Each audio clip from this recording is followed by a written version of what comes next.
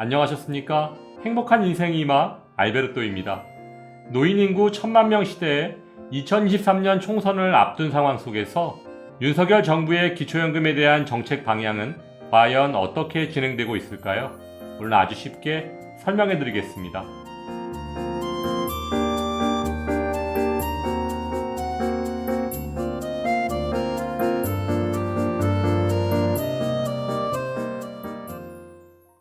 세계에서 유례가 없을 정도로 고령화가 가파르게 진행되고 있는 대한민국.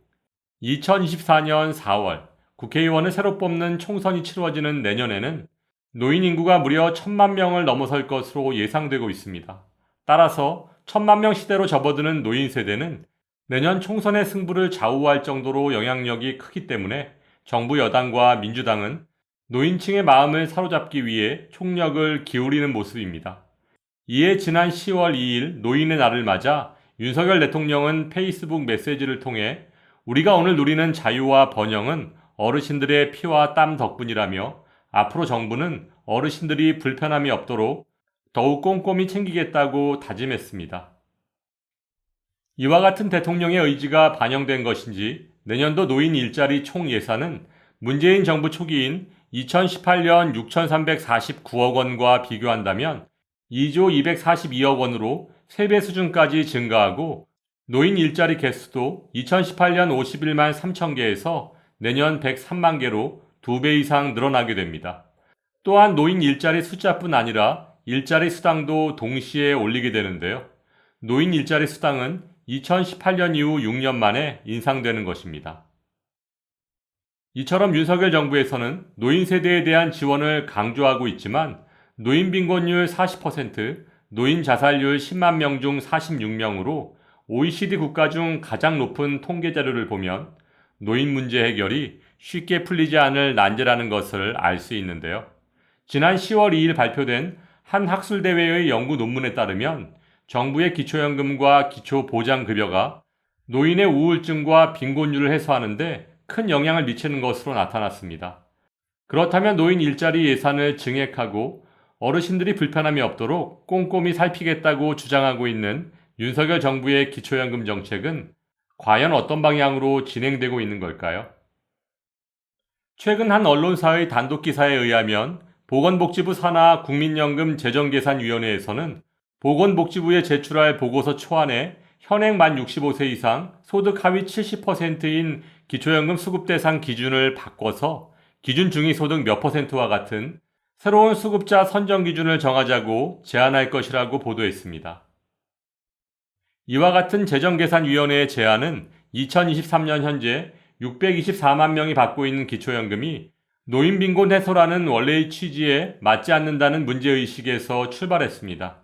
얼마 전 국민연금공단의 자료에 따르면 올해 기초연금은 단독가구 기준 소득 인정액이 202만 원 이하면 받을 수 있는데 이는 근로소득에서 기본공제 108만 원, 추가공제 30%까지 차감하고 있는 상황 속에서 계산상으로는 396만 원의 월급을 받아도 기초연금을 받을 수 있다는 얘기인데요. 윤석열 대통령은 2023년 현재 32만 3,180원인 기초연금 월급여액을 임기 내 40만 원까지 인상하는 방안을 지난 대선 과정에서 공약한 바 있습니다. 이와 관련해서 재정계산위원회의 회의에서는 기초연금을 40만 원까지 인상하더라도 소득 하위 계층부터 우선 인상하는 방안이 거론됐는데요. 실제로 기초연금이 노인 빈곤율을 7.3% 감소시키는 효과가 있다는 국민연금연구원의 자료가 있긴 하지만 여전히 기초연금만으로는 저소득층인 소득보장엔 한계가 있다는 것이고 윤석열 정부의 공약대로 기초연금을 40만 원까지 인상하더라도 2023년 생계급여 수준인 58만 3천 원보다도 낮은 수준인 것입니다. 또한 윤석열 정부의 재정 건전성 강화 기조로 볼 때 기초연금 대상자를 늘리기보다는 줄이는 쪽으로 결정할 가능성이 커 보이며 실제 재정계산위원회의 회의에서도 기초연금 지급 대상을 지금보다 줄이는 대신 저소득층의 연금액을 인상하자는 주장이 나온 것으로 전해졌습니다. 하지만 당장 지급 대상자를 줄이는 방안에 대해서는 반론이 나오면서 구체적인 지급 대상자 선정 기준 등은 보고서에 담지 못한 것으로 알려졌습니다. 이와 같은 언론사의 보도에 대해 지난 9월 22일 국민연금공단에서는 기초연금 개선안이 확정된 바 없다며 강하게 부인했는데요. 국민연금공단 측은 일부 언론에 기초연금 받는 노인 수는 줄이고 지급액은 늘리는 방안이 추진된다는 내용의 최종 보고서와 관련해서는 아직 확정된 바 없다고 강조하며 추측성 보도를 자제해달라고 당부했습니다.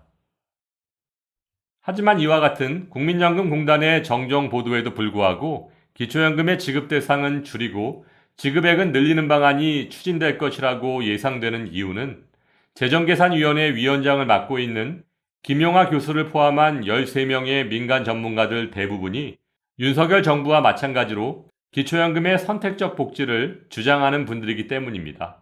실제로 지난 8월 20일 열린 재정계산위원회의 제20차 회의에서 국민연금의 소득 보장을 주장하던 두 위원이 부적절한 처사라며 퇴장하는 상황까지 벌어진 것을 보면 재정계산위원회의 구성 자체가 균형을 잃었다는 것을 보여주고 있다고 할 수 있습니다. 이런 상황 속에서 10월 중 국회에 제출하게 될 보건복지부의 기초연금에 대한 최종 보고서 내용을 예상해보면 현재의 정치적 상황을 고려한다면 수급 대상을 몇 %까지 줄이고 얼마까지 더 지급하자는 구체적인 수치를 제시할 수는 없지만 기초연금 지급 대상을 40% 정도까지 줄이고 지급 금액은 윤석열 대통령의 대선 공약처럼 단계적 40만 원 인상이 유력해 보이는 것이 사실입니다. 이처럼 윤석열 정부에서는 연금 재정의 건정성과 선택적 복지를 끊임없이 주장하고 있지만 국민연금의 월평균 급여액이 63만 원이고 이마저도 50% 이상이 40만 원 미만을 받고 있는 현재의 상황을 고려한다면 기초연금을 노인 전체에게 보편적으로 지급함으로써 그 빈자리를 채워줘야 하지 않을까요? 또한 한국보건사회연구원의 자료에 따르면 한국 정부의 노인 세대에 대한 지원은 다른 나라와 비교해 너무 소극적인 것으로 나타나고 있는데요.